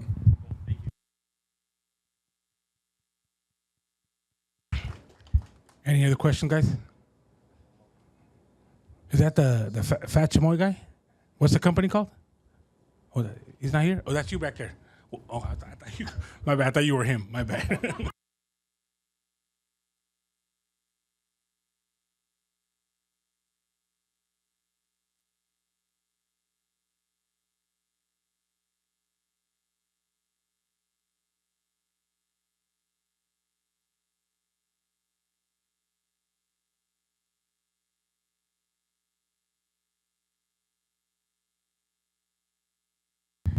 Is that for me? Who travels the most? Bruce travels The the farthest most. I traveled this week is to Ontario, I think. Isn't that where we are?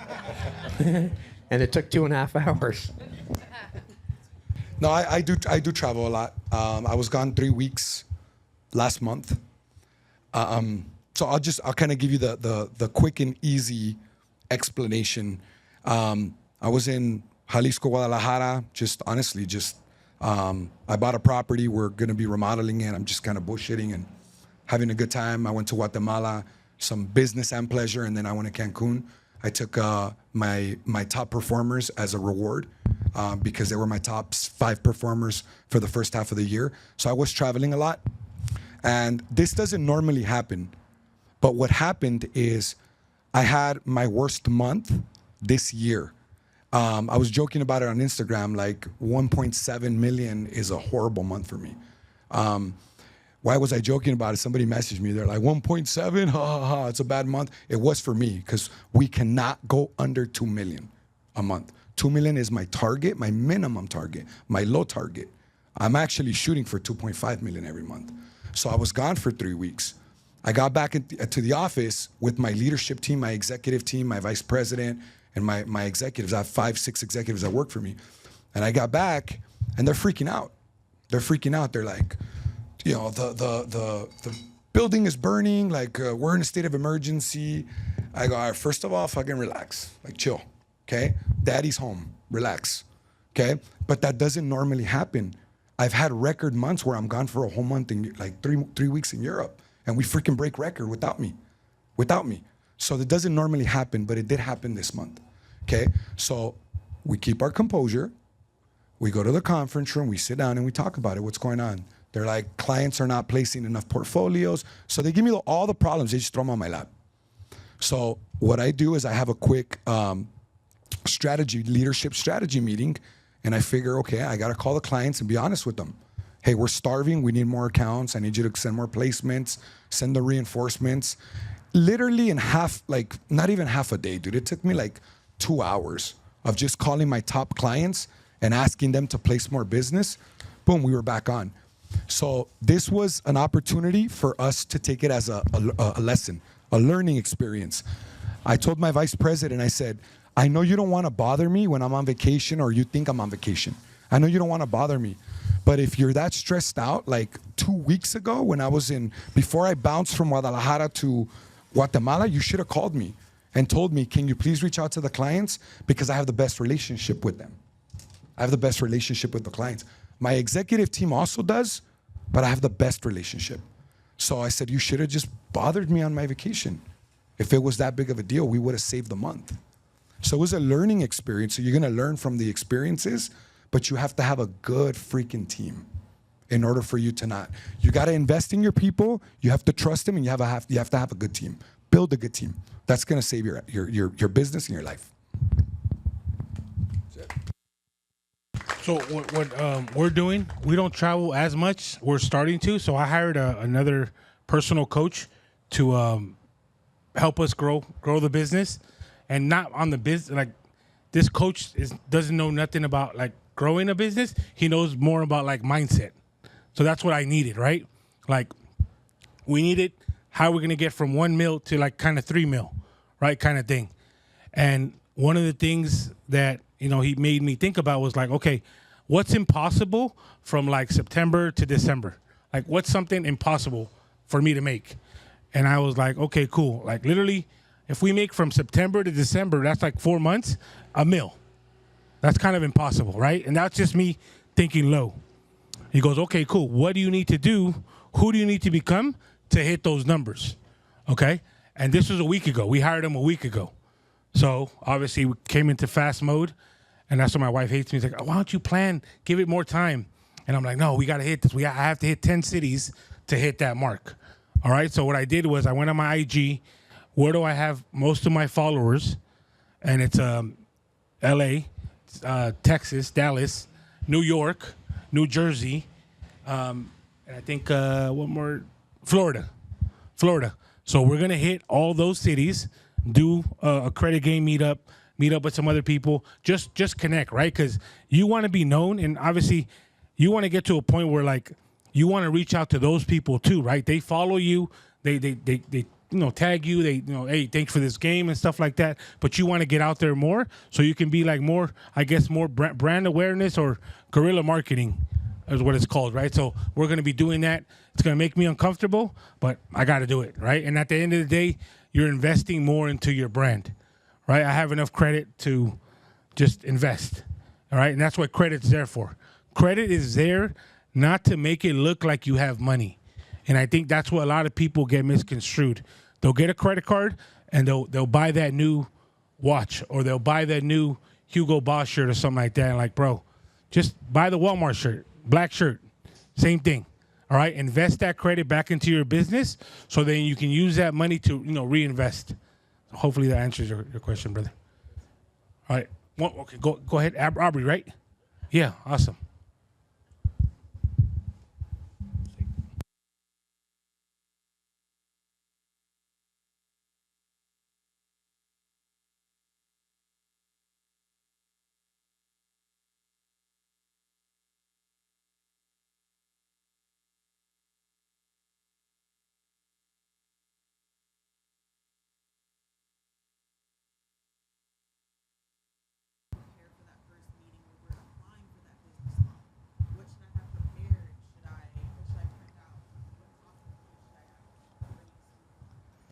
Let me answer that. So what you want to do is connect with someone like myself, so that eliminates you even having to go to the bank. That's one of the services I provide, where you never step foot in the bank. Because of my relationship as a COI, I create that relationship for you. So you're not even having a conversation. I'm prepping your docs. I'm going through compliance checks. I'm looking at what your business does, your NAICS code, your industry, and targeting which banks favor or have assets under management that will benefit you as that type of business: trucking, e-commerce, home services, real estate, manufacturing. So I have all that pre-planned, preset, set up, structured, so that you don't have to do that. But if you don't work with someone like myself, understand what bank, is it a local bank, a community bank? What type of products do they have? What credit bureaus do they pull? What are their exposure limits, meaning how high do they go when they lend on certain products, credit card, line of credit, business lock, personal? Understand, do a little homework about that bank, and understand where your credit is personally, and then understand how much money can you deposit, because banks right now want to date you before they marry you, meaning they want to see if you can put money in the account before they extend credit to you. So that would be my advice. So I want to add, piggyback off that, is a lot of business people that want business credit, they're not set up properly, right? They have a business, quote unquote, but they don't even have an LLC or an S corp, or depending on what your structure is, right? And that's really important, because you're not just going to start one from, oh, you know what, I want to apply for a business credit card, when they don't even have an LLC. And that's something that you got to do, like a strategy. Like, start there first, get an LLC, get an S corp, find out your codes of, trucking, you know what I mean, the domain and stuff like that. Start there. We have Tracy from Amelia Bookkeeping. Shout out to you, Tracy. I send you all our clients, because all these people want business credit, and yes, they're probably making a little bit of money, but they're not set up right. And if you want to do things right, and you don't want to just get $20K from, let's say, Navy Federal Business, and you want $50K or $100K, you have to be set up, structured right, and you have to put a little money in the checking account. A Chase hack, and probably this one will go viral, but a lot of people, who've seen people get like 50Ks, 75Ks on Chase? Anyone seen that? Anybody know how they do that? All right. The best way to leverage that, and you can get that off a newly structured LLC, is first, Mark knows about this, is have a relationship manager. Have a manager that works at the bank, because they're going to push the file faster than you applying for yourself. If you apply for yourself on the business, you'll probably be lucky to get 5,000 straight up. And that's even with a 700, 720 credit score. But this is the big factor. You need to have at least 10K in the checking account, so they see you got some funds in there, and then they can loan you, 30K, 50K, 75K. So what a lot of people do, when you hear someone, I got 150K, they usually leverage two businesses, new LLCs, but they have money in the bank account. So that's why I'm big on the pledge loan. Raise your hand if you've ever done a pledge loan. Have you ever done a pledge loan? We got, like 3 people. Cool, nice, 4. Okay, so for those that never done a pledge loan, all right, this is one of the videos that went viral. I'll repeat it again. A pledge loan is a secure loan, okay? So I did a pledge loan with Navy Fed. Navy Fed, we did it for $70,000, okay? So I put up $70,000. They locked it up in the savings account, and they gave it right back to me. So I gave them $70,000. They locked it up. The interest rate was 2.25 amongst 5 years. That was the interest rate on my own money. They gave it back to me, and I paid it off 3 days later.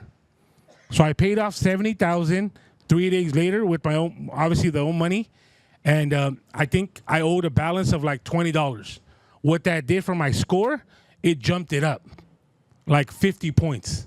But on top of that, right, it let Navy Fed know, like, hey, I got some money, right? So when I applied for the Corvette was $90,000 at that time. Navy Fed gave me the check because they saw that I already had money in the account.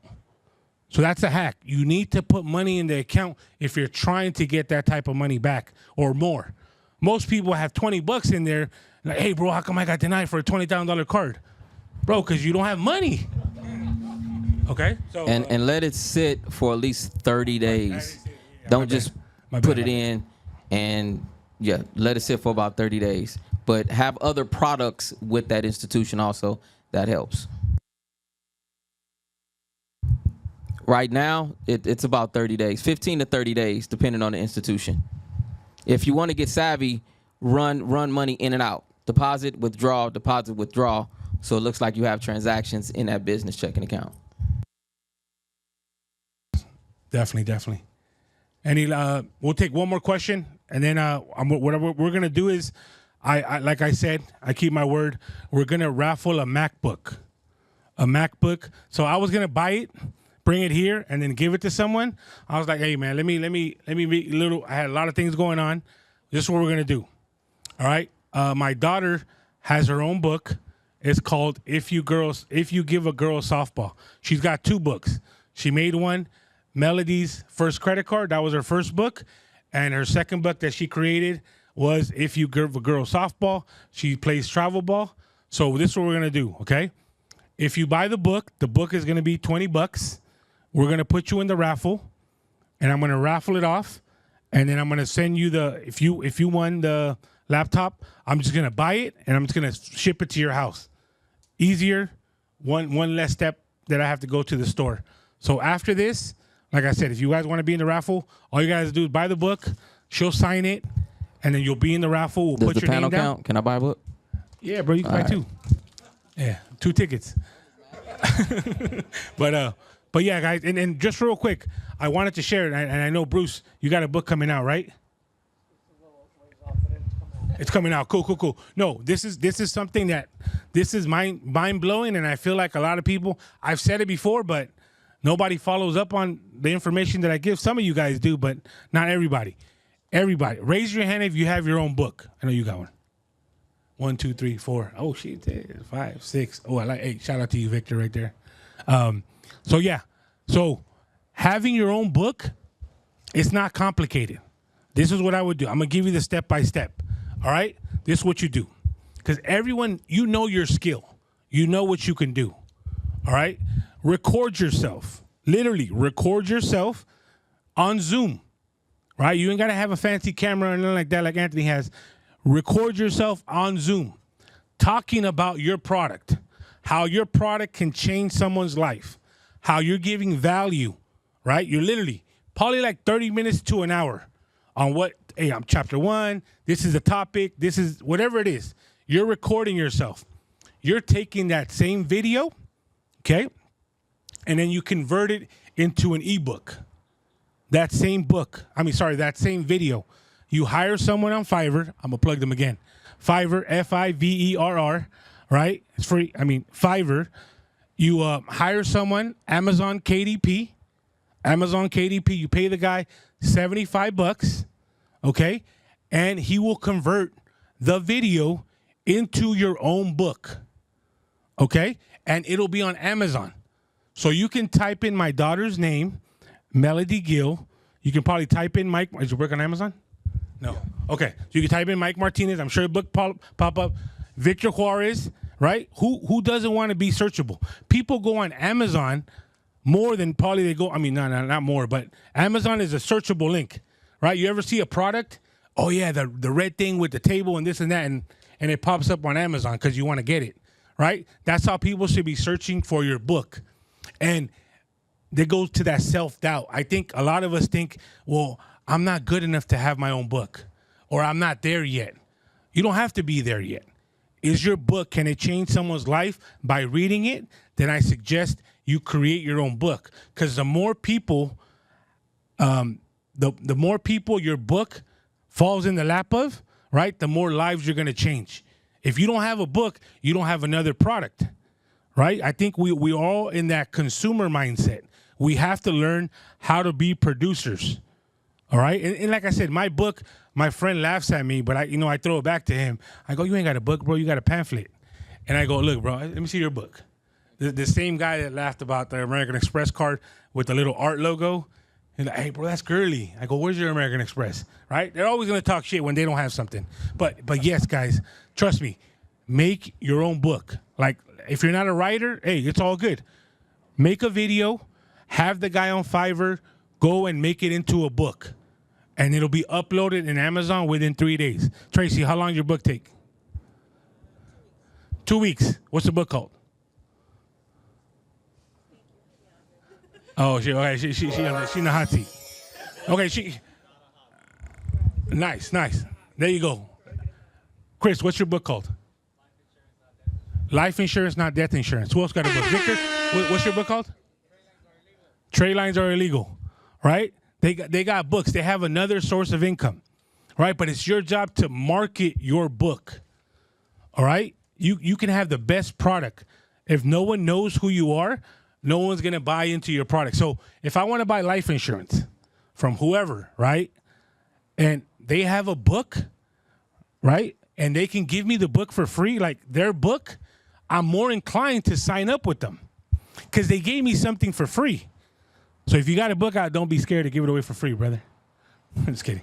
No, bro, I got to make money, bro. I got to make money. But this is the best part.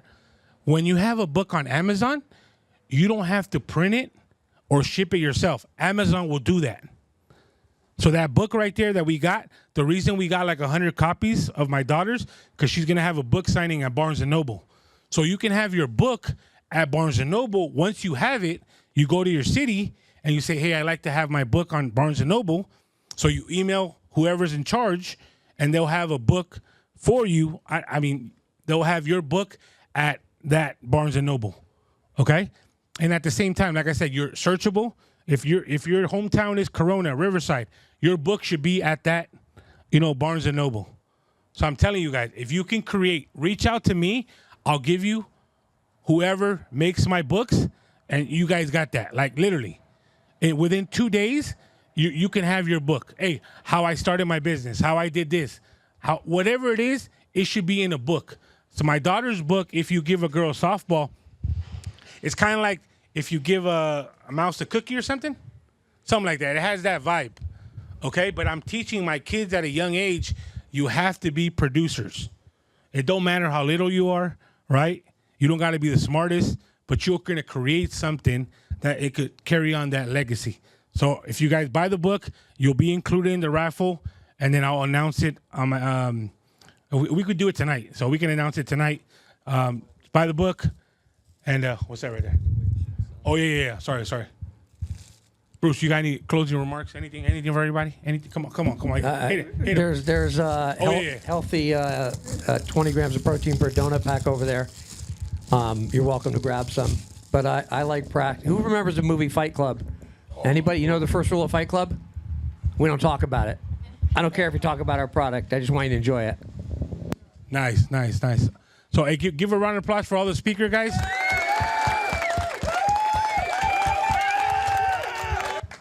And then we're going to mingle for the next 15, 20 minutes. Get a book. We'll stick around so you do the raffle. And if you have any credit questions, come to me. You want to take pictures with Bruce, Mike? Oh, yeah. The book's going to be right there at that table. Grab a poker chip. That's my business card. Like I said, I'm here to give you guys value.